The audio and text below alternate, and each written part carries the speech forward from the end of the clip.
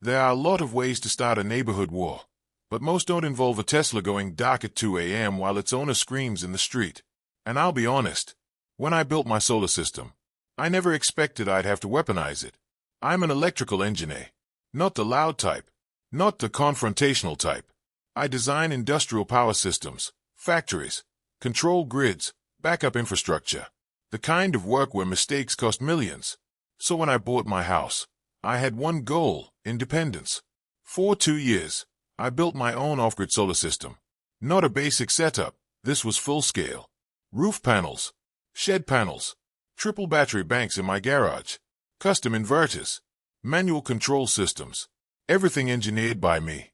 On a good week, I produced more power than I could even use. No outages, no bills, no reliance on anyone. And outside my garage, I installed what looked like a standard EV charger. But it wasn't connected to the grid. It was mine. Private.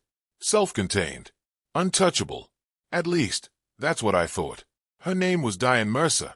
Early 50s. Always perfectly dressed. Always watching. And unfortunately, she was the HOA president. The kind of person who measured mailbox alignment and sent warning letters over trash can visibility.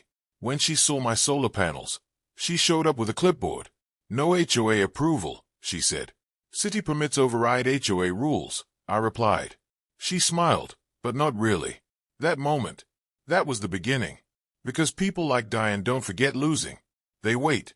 And eventually, they escalate. The alert woke me up at 2:13 a.m. My system only screams like that when something's wrong. Massive power draw. External load spike. Half asleep, I stepped outside and froze. A silver Tesla sat in my driveway, plugged into my charger, and standing next to it, Diane, arms folded, calm, like this was normal. What are you doing? I asked. Oh good, you up? She said casually. You weren't using it. I blinked. You mean my electricity? She smiled. Just borrowing. That's when something clicked. This wasn't a misunderstanding. This was entitlement. And something told me. This wasn't the first time. The next morning, I checked the logs. And that's when everything changed. Every night. Same time window. Same power spikes. 3 weeks straight. She hadn't just done it once.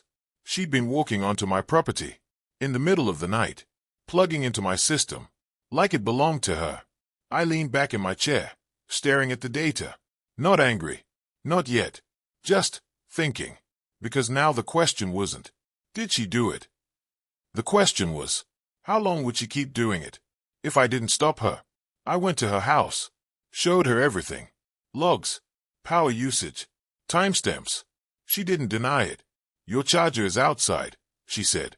And I asked, it's accessible. It's private. It's renewable, she replied. I actually laughed. That doesn't make it public. She crossed her arms.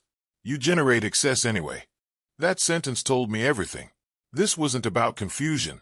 This was justification. She believed she had a right to it.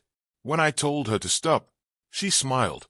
Then maybe you shouldn't have installed something people can use. And shut the door in my face. That's when I realized talking wasn't going to fix this.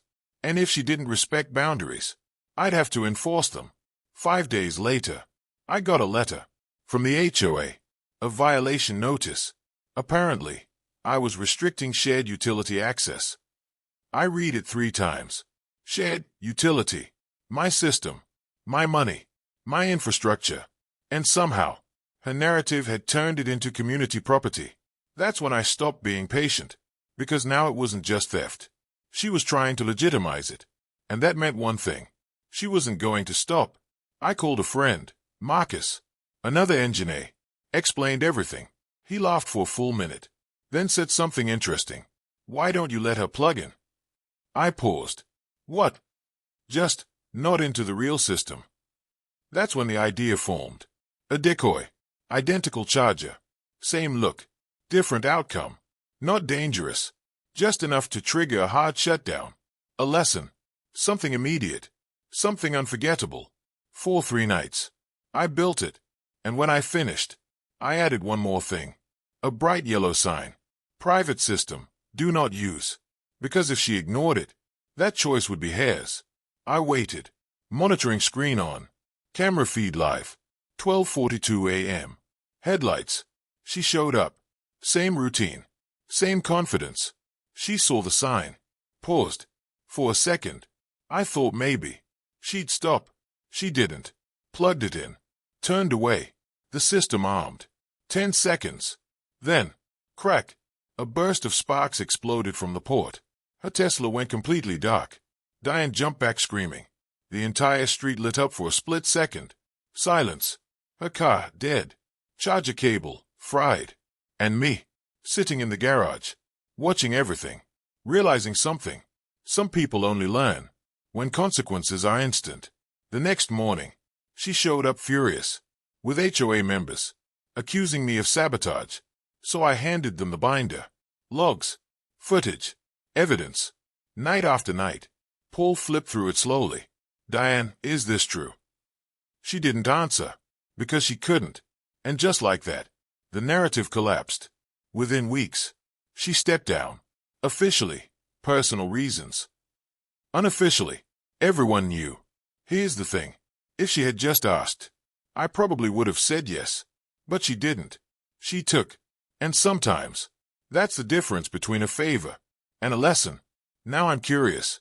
What would you have done? Let it go? Call the police? Or do exactly what I did? Because trust me, that 10-second spark, worth it.